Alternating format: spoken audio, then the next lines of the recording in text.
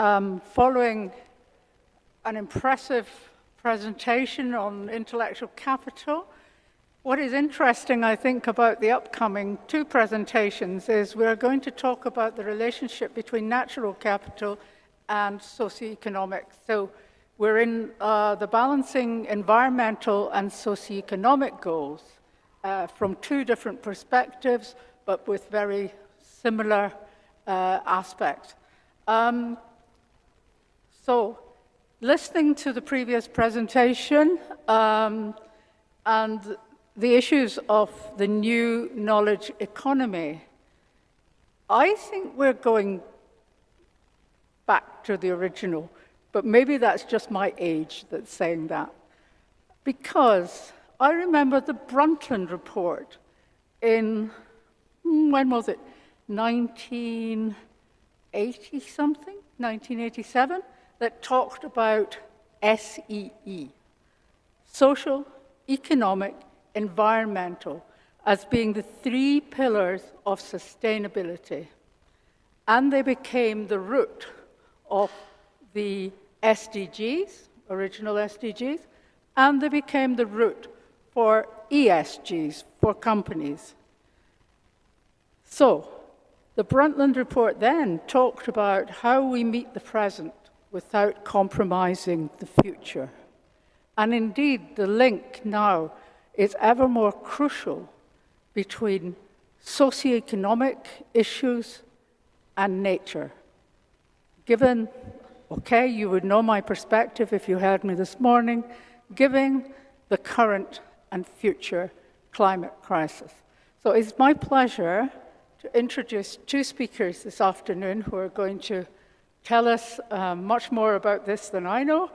And first of all, I'd like to introduce Professor Bodo Steiner, although he said I hadn't to call him a professor, but I have, so there we go, who is basically looking at, let me get this right, the EU's novel regulation on deforestation-free supply chains, and what are the expected implications on SMEs is exporting to the EU. For me, this goes way beyond the EU. I'm just going to tell you one of my favorite quotes. I'm sorry, I'm taking time. Does anyone here know Mark Carney? Ex-professor, ex-head of the Bank of England, an economist, of course. He's interesting now. I think he's cast off his economic leanings. But he stood up once in a session I was in and talked, or he set up as a BBC Reith Lectures he was in, and he stood up and said, okay, I can value Amazon, the company. I know how much it's worth. I know all this. I cannot say how much the Amazon forest is worth until I cut it down, chop up the wood, and turn it into farmland. Hey, he didn't think that was the right way to value the Amazon. So perhaps we're going to learn a bit about the value of nature or some of the challenges that we face in that particular area. Over to you, Bodo. So much. That really appreciate, and thanks for the introduction, which really leads over. And also thanks for the book launch, because you gave us several keywords. That is, you mentioned the European Green Deal. And this is briefly what I want to get into. And we don't want to present it from that small perspective, but trying to make that balance. Also, look, our session title, Balancing Environmental and Socioeconomic Goals. I will give you an example where a good intention, that is, we want to raise triple bottom line sustainability, leads in practice to conflicting sustainability implications. That is, a sustainability standard is implemented and it raises, for example, environmental sustainability, but it lowers social sustainability standards, or it raises, in our case, also financial sustainability of the farmers in question, and it lowers environmental sustainability. So, policy implications. I also want to briefly relate to the earlier session today, Here we have an example, what we did on Finland, of the role of emotional capital. You were talking about emotional capital, we talk about social capital. That is, when you design, when you co-create urban space and you think of urban farming, etc., there are additional positive externalities in terms of social capital that really could be taken into account when you build a house, when you create these in this case, new residential buildings. That is, today in Finland, in Helsinki, we had sociologists working with us. Clearly, they are pricing in these positive externalities, trust, social capital, community building, when they design new buildings, as an example. And also, I wanted to point out to a book where we are a little footnote in it, a chapter on the economy for the common good. In this book, you will also find on new urban designs chapters. That is a chapter from Ernst Ulrich von Weizsäcker on the 50 years of the Club of Rome. He's a Club of Rome member, and we have a short chapter in that Club of Rome book to celebrate the 50th. Really take a look at that book. Very short chapters, nice read. Now coming back to the Green Deal. Let me remind you, the Green Deal is going down the drain.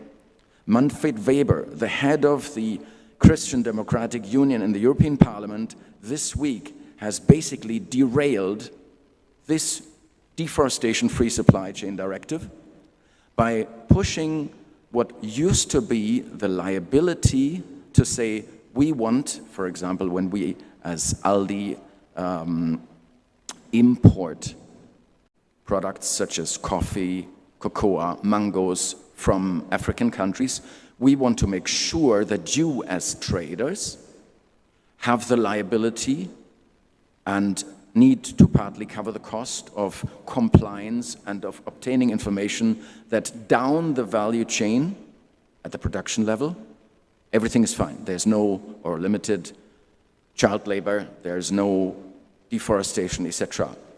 Now, there was last week a change not only of a one-year delay that had been proposed, but also the entire regulation has been watered down so that the liability is no longer with the traders, but it is even pushed further to the farmers.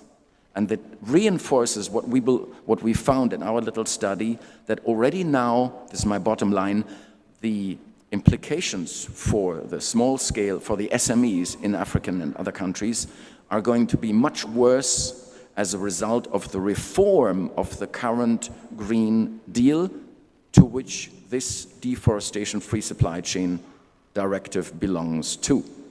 So we are going backwards, even in that case. And it's a clear example of greenwashing as a result of negotiations in the European Parliament to settle, as of yesterday also, to settle a commission that is functionable. Yesterday, the European Commission settled so that they can function yesterday with the new hearings that you probably heard about during last week.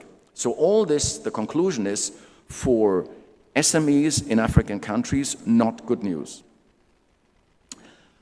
In what I'm talking about, and Jean-Pierre after me, is part of this Making Agricultural Trade Sustainable project that I introduced before. And I just want to also mention, we had specific SDGs against which we benchmarked each case study.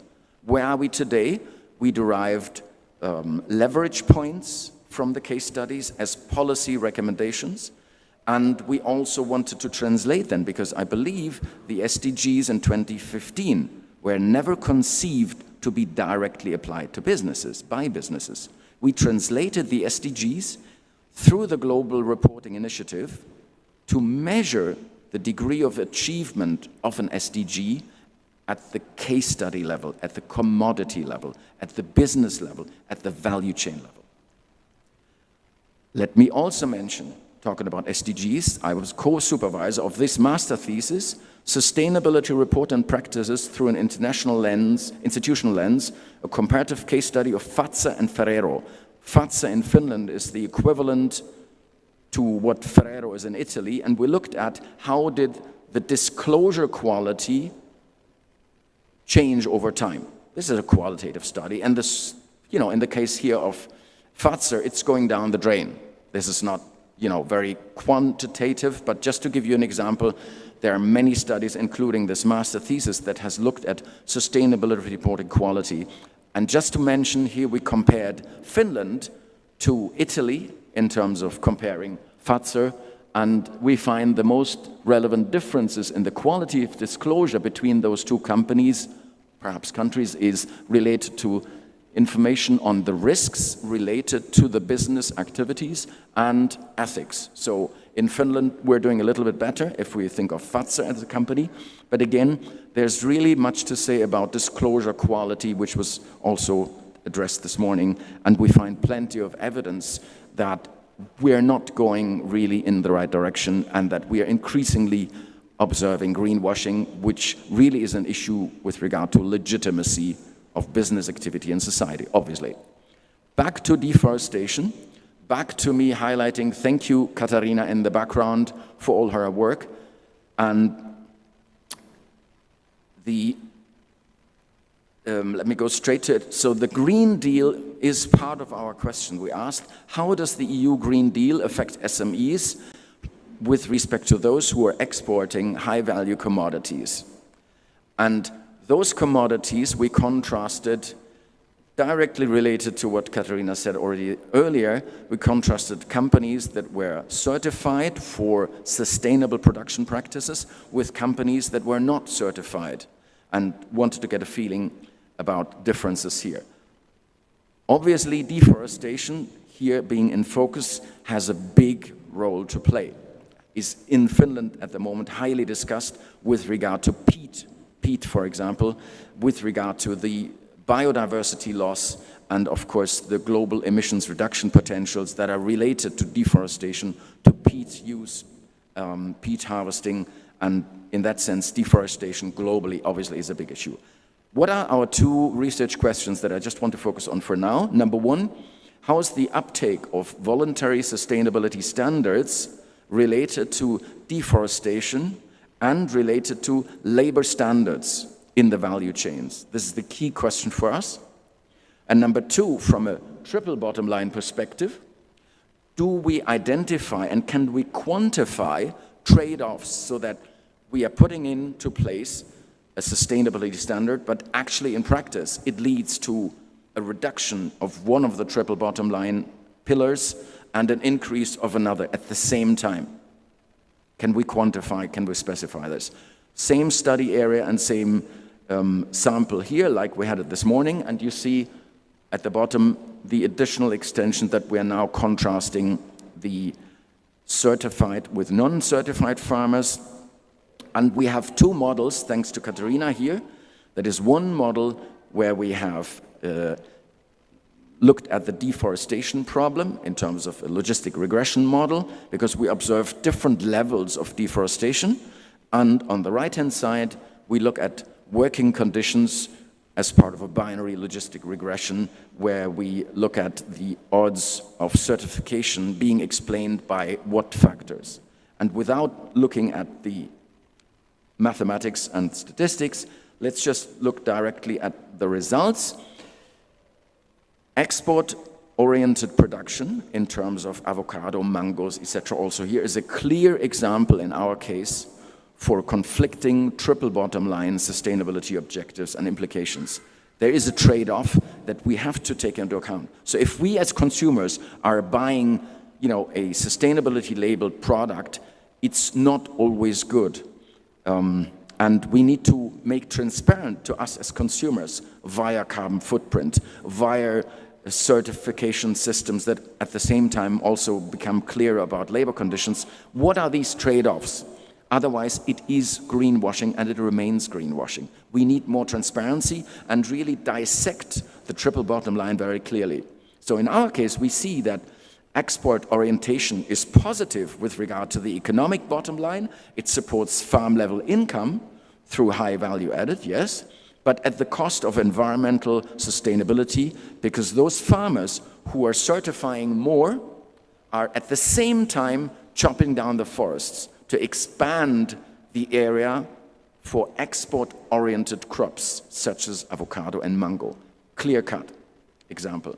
Secondly, farms that produce indigenous commodities, that is indigenous mango trees, relative to export commodities like the Hass avocados that many of us eat, they are less likely to engage in deforestation.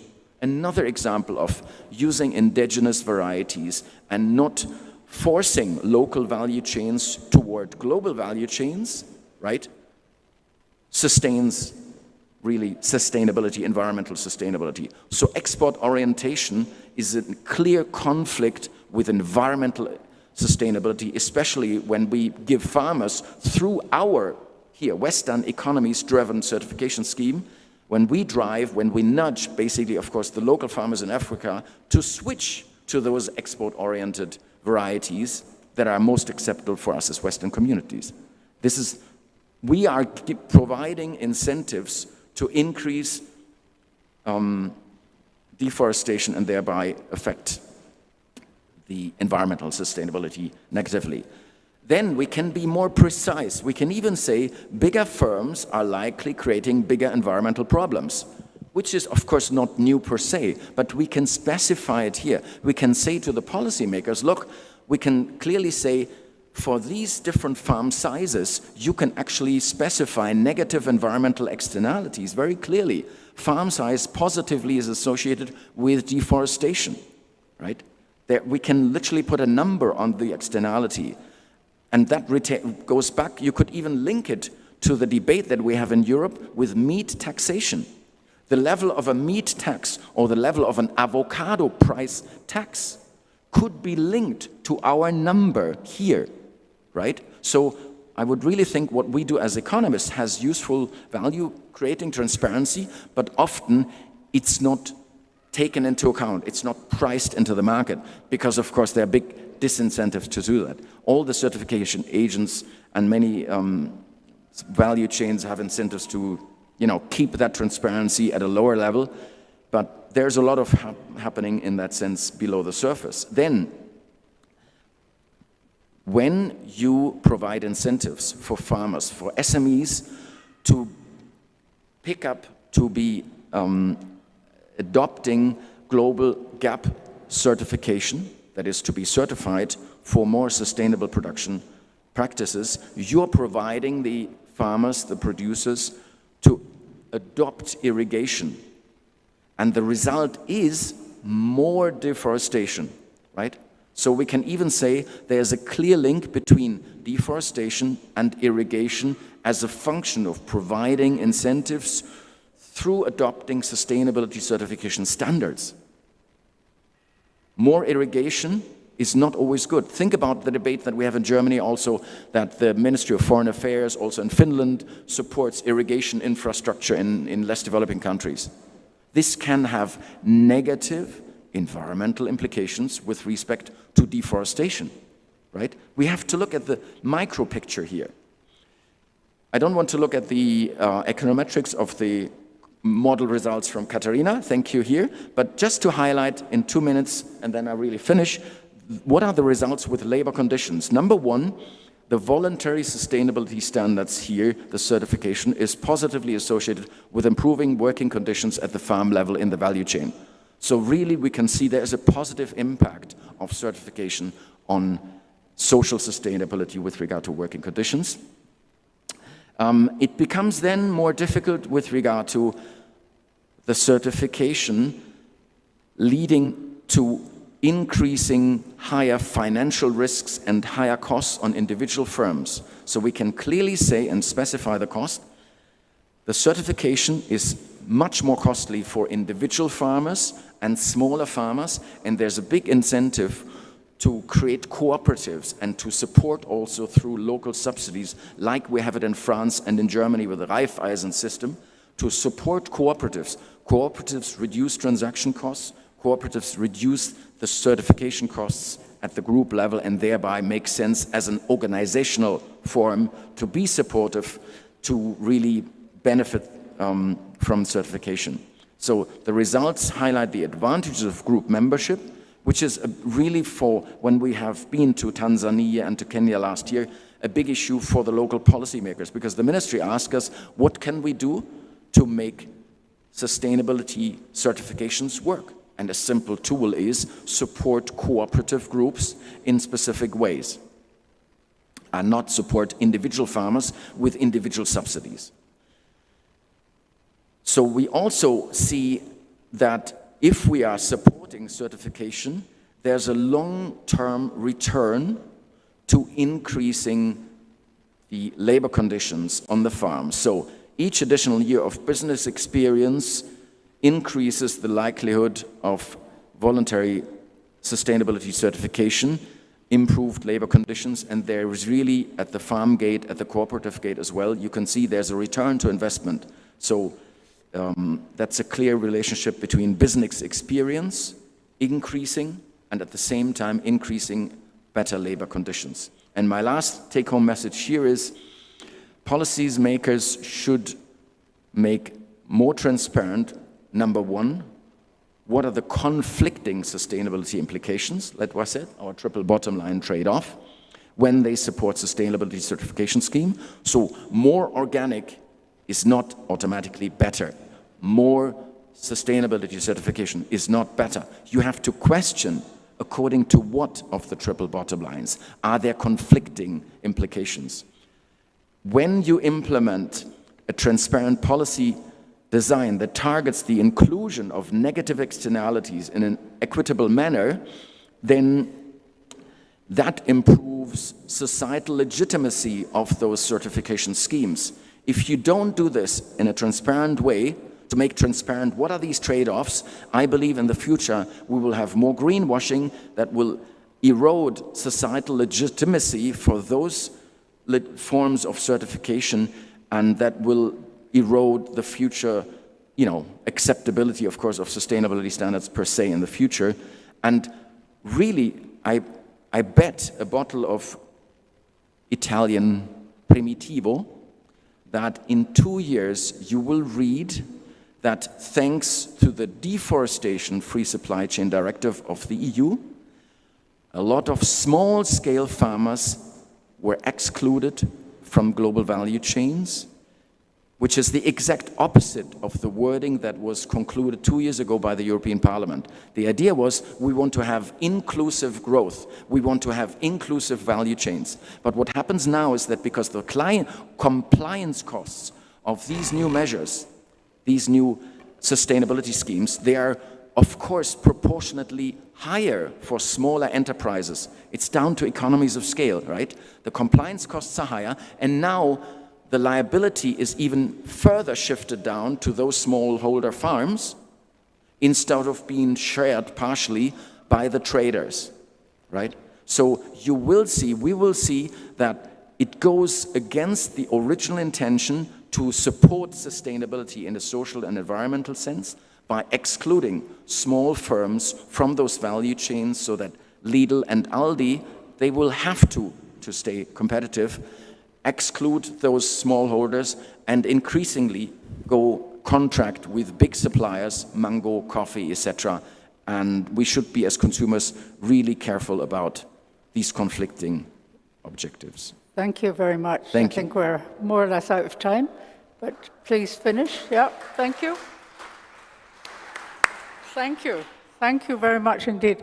So in some senses, that triple bottom line, what we're doing is sacrificing two parts of it for one part, economic über alles. What? No? Economics.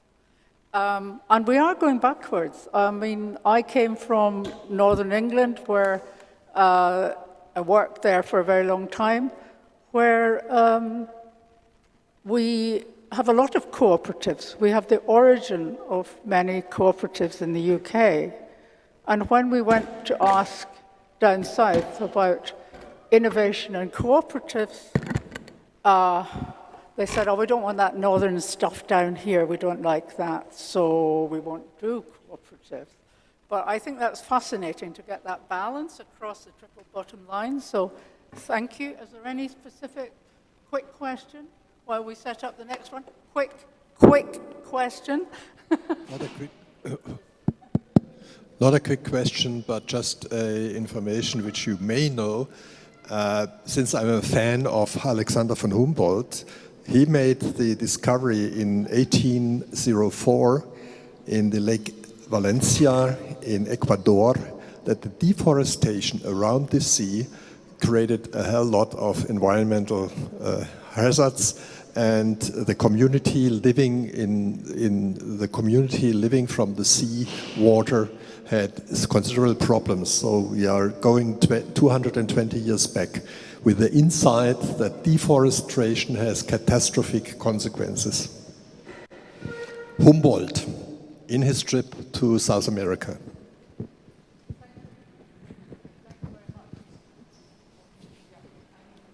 Oh, no, I don't know my pronunciation, but there you go. I try to be Italian, but I'm not working. Jean-Pierre, are you ready to start? Yeah, I'm ready. Okay, so we're looking at we're looking at a different value chain, but perhaps we're looking at some of similar issues. So over to you, Jean-Pierre. Okay, thanks very much. Kathy, are you going to handle the slides for me? Is that okay? Oh, you don't ask me to do anything technical. You just need to click, you know, whenever they appear. You want to go now? One more? Is that the one? Oh, we're not. So sorry, I have the pleasure to be the last presenter at this conference somehow. So I thought I'd do things a bit different. I remember there was a mic to walk around. That's amazing. So can actually try to be a little bit interactive. So maybe it's not just me going to be talking. Maybe I can narrate the presentation with you to a certain extent. So we will see how that works. And it's going to be a bit difficult after all these talks, and also like Bodo now showing the complexity around such topics, like in that case deforestation and how it interacts with voluntary sustainability standards.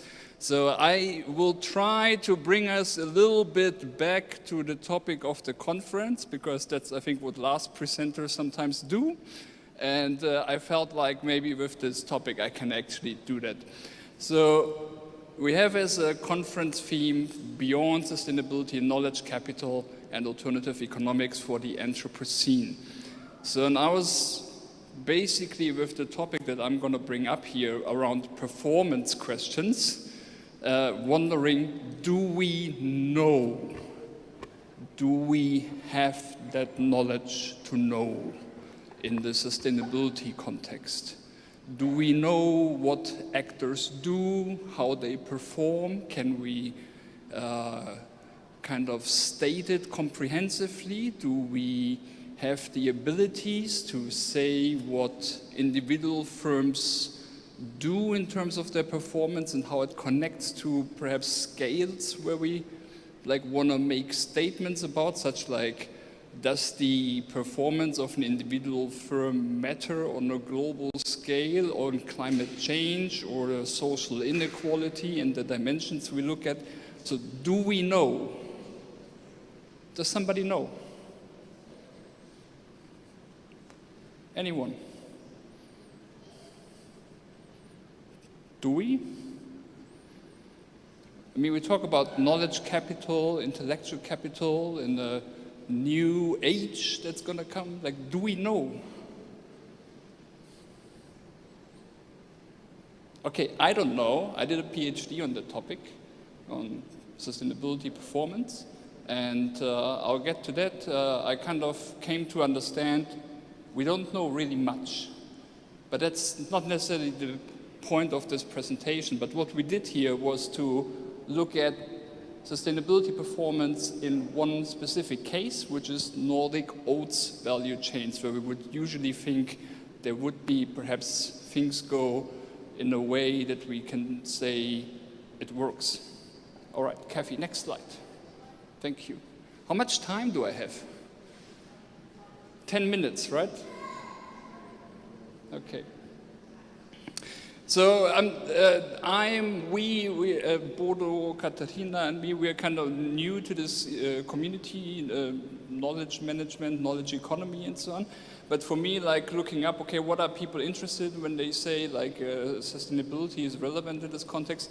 So you also, like, you start from this premise being like, The time for looking only at profit generation is over. So we look at more complex kind of indicators. We look at knowledge systems which are gonna be like demanding information along new lines where we may not have the data, we may not have that insight, and yet we want to kind of take appropriate decisions along the way. And so these assessments, they become more and more challenging. And so yeah, now I'm seeing that the slides, of course, they're a bit shortened. So I will have to shorten my talk perhaps as well, but it's okay after this conference. So it's gonna become more and more challenging to understand what's actually going on. So next slide. Thank you. Okay, we can, however, say that although, like from a research point of view, there is all this interest already for 20 or 30 years now to think about like, okay, how do we assess that performance and things like that. It's not really that it's always in the focus or that we can really say, how do we, you know, sort the good from the bad apples and things like that. Like, do we have that knowledge precise enough that we could actually do that? And where you can see it popping up now as a real problem is that ESG debate, especially in the investment sector. So again, we are in the area where the term capital is relevant, where people invest, and where we said environmental, social, and governance dimensions, ESG have become really important. And just now in the past weeks, maybe somebody of you is following that more closely than I do, like we had this debate around, is ESG actually relevant for financial markets, or is it going to disappear again because it was just a fad? And we can then say, like on such a basis, like it's not a research gap, it's almost like an ongoing need to improve our assessment capabilities, of course to improve the data that we have and so on, in order to understand who's performing better than others and how are we going to make decisions around that. Next slide. Thanks. Okay, so we've been looking at a peculiar case around this at Nordic oats value chains. So why is it a peculiar case? Because they are in oats kind of considered as being environmentally friendly by default. Wow, no cow. I guess you heard that before. Yeah. So it's kind of like we have at least one company which really understood to ride the wave of the climate change discourse and to create a new marketing campaign and to present itself as being by default environmentally friendly. And we are in the Nordics, where we also say that in these countries social performance is maybe also happening somewhat better by default, being due to the social welfare state, be it because these firms, as some say, are better in performing along social sustainability indicators. But there was also an interesting piece of writing in the California Management Review recently about Nordic firms being outstanding for having long-term goals, collaborating with stakeholders, and so on. So there's much happening where we say, when we look at Nordic oats, that should be top, all right? So we looked at this case around how can we assess their sustainability performance. So now when I ask you, I want to try again to be a bit more interactive. What do you think is going to come out? Results. Who has an idea? Guess, informed guesses? I don't know, probably wrong assumptions, right? But so it's not by default? it's not. Environmental by default? No. Okay. It's all about value chain. I think it's more about value chain. Okay, so like value, financial value chain processing. Okay. It doesn't mean. I don't know. That's my, let's say, like my observation about the topic. Okay, good. Do we have one more opinion, perhaps? Just in case somebody has something burning to say about Nordic oats. Wow, no cow. Bodo, you're still here. Do you want to say something? No? Okay, great. All right. Next slide. Yeah. So I'll keep this very short. It's like kind of methods part. I mean, just like there was in the beginning a literature review, like which SDGs are relevant, how can we can actually put the next slide already. Yeah. How did we like map the SDGs to the global reporting initiatives? So we have a framework with indicators. Then we looked at some of the Nordic oats players, sustainability reports, what is there. Then we had interviews with value chain SMEs, then like more in the processing space, and finally there was also some survey done, but I think that one was more in the resilient space. This was all part of the larger project that Bodo had talked about before. So we came through all this back to GRI indicators, what has been achieved, and can we actually draw conclusions about SDGs and which are relevant and so on. So just for you as the background, there was like this loop process going on for us to come to some conclusions. Next slide. Okay, and here we are. So we can say that if we look at these indicators, generally speaking, to cut to the chase, they perform relatively well, but there is somehow a dimension of ongoing reduced dimension towards social sustainability. So people, stakeholders kind of acknowledge or say that it's almost like it doesn't really matter that much in the discourse. Why would it? I mean, you are well performing by default, right? And then you have social sustainability. Again, I think there is something missing from the slide here, which is it's attached to HR departments. So HR managers take care of that. So it's kind of like how you want to integrate in the firm, like you do you could almost say the bare minimum to a certain extent. And what it comes down to is basically that farmers are not really included in this spectrum. It's like the questions of how do you price when you buy oats from the producers? How are they organized? How transparent is it? How do you leverage your market power on them? And all these kind of things, don't talk about it. You know, let's keep it low.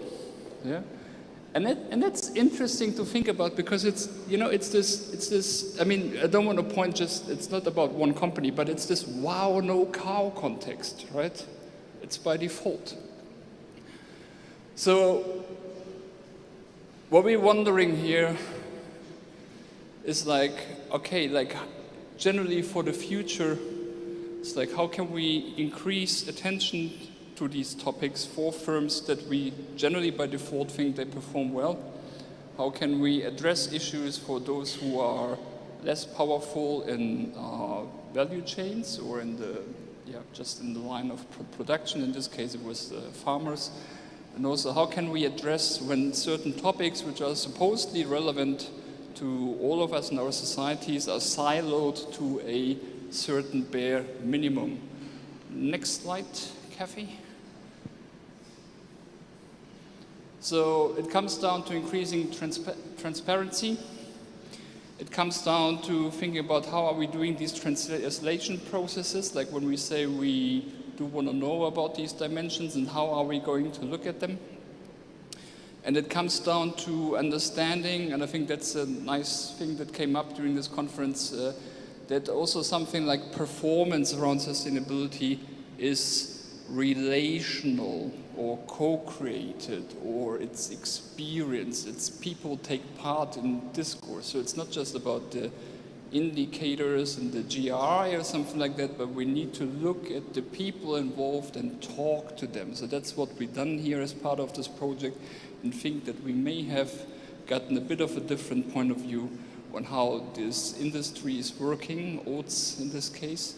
and what it means about what we know about sustainability in this context. I do think this was it. If there is, oh yeah, that was the cold slide. Thank you very much.